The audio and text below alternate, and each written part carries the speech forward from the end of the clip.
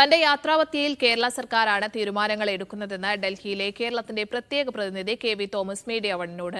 യാത്രാബത്ത ഉയർത്തണമെന്ന ശുപാർശ ഉൾപ്പെടുന്ന ഫയൽ താൻ കണ്ടിട്ടില്ല. തന്റെ മുൻഗാമിയായ എ സമ്പത്തിന് ലഭിച്ച അതേ ആനുകൂല്യങ്ങൾ തന്നെയാണ് തനിക്ക് ലഭിക്കുന്നത്. തനിക്കോ തന്റെ സ്റ്റാഫിനോ മറ്റ് ആനുകൂല്യങ്ങൾ ഒന്നും ലഭിക്കുന്നില്ലെന്നും കെ.വി. തോമസ് മീഡിയ വണ്ണിനോട് പറഞ്ഞു. ഇപ്പോൾ ഡൽഹിയിലെ കേരളത്തിൻ്റെ പ്രത്യേക പ്രതിനിധി കെ.വി. തോമസ് മാഷ് നമ്മോടൊപ്പം ചേരുകയാണ്.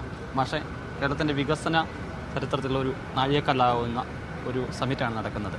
മാഷ് എങ്ങനെയാണ് ഈ സംഗമത്തെ കാണുന്നത്? ഞാൻ ലീഡർ കരുണാകരൻ്റെ കാലഘട്ടം മുതൽ ഇതുപോലുള്ള സബ്മിറ്റുകൾ പങ്കെടുത്തിട്ടുണ്ട്. അന്ന് ജിമ്മെന്നാണ് പറയുന്നത്. ഈ തവണ തികച്ചും വ്യത്യസ്തം വലിയൊരു പാർട്ടിസിപ്പേഷൻ വന്നിട്ടുണ്ട്. ജനങ്ങൾക്കൊരു വിശ്വാസമുണ്ട്. മാത്രമല്ല കേന്ദ്ര ഗവൺമെൻറ്റിൻ്റെ പ്രതിനിധികൾ പീയൂഷ് ഗോയൽ ഉൾപ്പെടെ വലിയ സപ്പോർട്ടാണ് ചെയ്തിരിക്കുന്നത്. അപ്പോൾ കേന്ദ്രവും സംസ്ഥാനവും പ്രതിപക്ഷം, കേരളത്തിലെ പ്രതിപക്ഷവും അപ്പം എല്ലാവരും കൂടി യോജിച്ചു പോകുന്ന സമ്മിറ്റ് അത് അപൂർവമായിട്ടാണ് നടക്കുന്നത്. ഇപ്പോൾ തന്നെ 3 ലക്ഷം കോടി രൂപയുടെ പ്രപ്പോസൽ ഗവൺമെൻറ്റിൻ്റെ തന്നെ വന്നിട്ടുണ്ട്.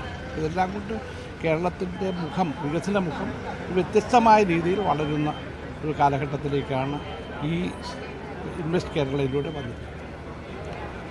ഇത് കുറേ ചേഞ്ചസ് വരുന്നുണ്ടെന്ന് തോന്നുന്നുള്ളത്. നേരത്തെ ഒരു ബിസിനസ് തുടങ്ങുന്നതിന് വളരെ ബുദ്ധിമുട്ടുണ്ടായിരുന്നു. ഇപ്പോൾ അത് വളരെ ഈസി ആവുന്ന. കേരളം പൊതുവേ ഇൻവെസ്റ്റ്മെൻറ്റിന് ഗുണകരമല്ലെന്നാണ് നമ്മുടെ ഒരു കാഴ്ചപ്പാട്. ട്രേഡ് യൂണിയനുകൾ, മാധ്യമങ്ങൾ, വളരെ ശക്തമായ ജുഡീഷ്യറി, അതിന് വ്യത്യസ്തമായി ഫ്രണ്ട്ലി സിറ്റുവേഷൻ വന്നിരിക്കുന്നു.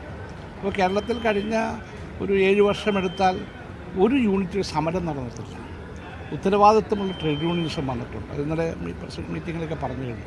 ഒരു വലിയ മാറ്റം നമ്മുടെ എല്ലാ വിധത്തിലും ഉണ്ടായിട്ടുണ്ട്. മീഡിയ, ഫ്രണ്ട്ലി മീഡിയ, ഇതെല്ലാമാണ് ഇപ്പോഴത്തെ ഒരു അനുകൂല സാഹചര്യം. മാഷ് സൂചിപ്പിച്ചു ഈ പ്രതിപക്ഷത്തിൻ്റെ ഒരു സപ്പോർട്ടും കൂടി ഉണ്ടെന്നുള്ളത്. ഇതൊരു വലിയ സപ്പോർട്ടീവാണല്ലേ? തീർച്ചയായിട്ടും ഒരു പോസിറ്റീവ് അപ്രോച്ച് പിന്നെ പ്രതിപക്ഷം എടുക്കാമെന്ന് ചെറിയൊരു കാര്യമില്ല. രാഷ്ട്രീയമായ അഭിപ്രായ വ്യത്യാസം ഉണ്ടാകും, അക്കാര്യത്തിൽ ശബ്ദകോലാഹലങ്ങൾ ഉണ്ടാകാം. പക്ഷേ ഇവിടെ വരുമ്പോൾ നമ്മുടെ ഒറ്റ ശബ്ദമാണ്. ഒരു കാര്യം കൂടി ഇതുമായി ബന്ധപ്പെട്ടല്ല എങ്കിലും ഈ യാത്രാബത്ത ഉയർത്തുന്നതുമായി ബന്ധപ്പെട്ടിട്ടൊരു ആ ഫയൽ ഞാൻ കണ്ടിട്ടില്ല. ഫയൽ കാണാതെ എനിക്ക് അതിനെക്കുറിച്ചൊരു അഭിപ്രായം പറയാൻ പറ്റും. എന്നെ സംബന്ധിച്ചിടത്തോളം വ്യക്തിപരമായി ഞാൻ ജോയിൻ ചെയ്യുന്ന സന്ദർഭത്തിൽ എൻ്റെ മുൻഗാമി സമ്പത്തിന് കൊടുത്ത അതേ സംവിധാനങ്ങളാണ് എനിക്ക് നൽകിയിട്ടുള്ളത്. ഒരു വ്യത്യാസമുള്ളത് അദ്ദേഹത്തിന് ശമ്പളമായിരുന്നു, എനിക്ക് ഹോണറേറിയമാണ്. അതിൻ്റെ കാരണം എനിക്ക് പെൻഷനുണ്ട്, ഹെൽത്ത് സർവീസസ് ഉണ്ട്. ഞാൻ MP-യും MLA-യും ഇതേപോലെയൊക്കെയുള്ള അധ്യാപകനായിരുന്നു. അപ്പോൾ അതുകൊണ്ട് എനിക്ക് ഒരു ശമ്പളം എടുക്കാൻ കഴിയില്ല. ഒരു ഹോണറേറിയം CM തീരുമാനിച്ചാണ് എനിക്ക് തന്നുകൊണ്ടിരിക്കുന്നത്. അതോടൊപ്പം തന്നെ മറ്റ് എക്സ്പെൻസസ് അവിടെ ഉണ്ട്. ഇപ്പോൾ എൻ്റെ യാത്രയെ സംബന്ധിച്ചുള്ള ഗവൺമെൻറ്റാണ് സംവിധാനം ചെയ്തത്. ബാക്കിയുള്ള ഈ പറഞ്ഞതൊക്കെ ഫയലെടുത്ത് നോക്കണം. ഞാനായിട്ട് അവിടെ RC ആണ് ഫയൽ നോക്കുന്നത്. അത് ഞാൻ നാളത്തെ കഴിഞ്ഞ് മറ്റന്നാൾ ഡൽഹിയിലെത്തുന്നുണ്ട്. എന്താണ് ഇതെന്ന് പരിശോധിക്കുന്നുണ്ട്. തീർച്ചയായിട്ടും നമ്മൾ റിക്വസ്റ്റ് ചെയ്തിട്ടില്ല, അവർ ഗവൺമെൻറ് എടുത്തൊരു തീരുമാനമാണ്. അല്ല, അത് നോക്കണം എന്താണ് ഫയൽ പോയിരിക്കുന്നത്. എനിക്കോ എൻ്റെ സ്റ്റാഫിനോ ഞങ്ങൾ 5 പേരെ വ്യത്യസ്തമായൊരു വേതനം കിട്ടിയിട്ടില്ല. അന്ന് എടുത്ത 3 വർഷങ്ങൾക്ക് മുമ്പ് എടുത്തൊരു തീരുമാനമുണ്ട്.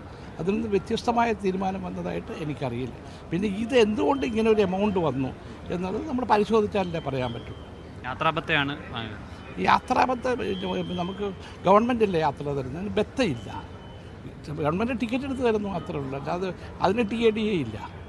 ഒരു വികസന കാഴ്ചപ്പാട് അത് എത്രത്തോളം കാര്യത്തിൽ ഗുണം ചെയ്യുന്നു എന്നുള്ള വാക്കുകൾ തന്നെയാണ് തോമസ് മാഷ് വ്യക്തമാക്കിയിരിക്കുന്നത്.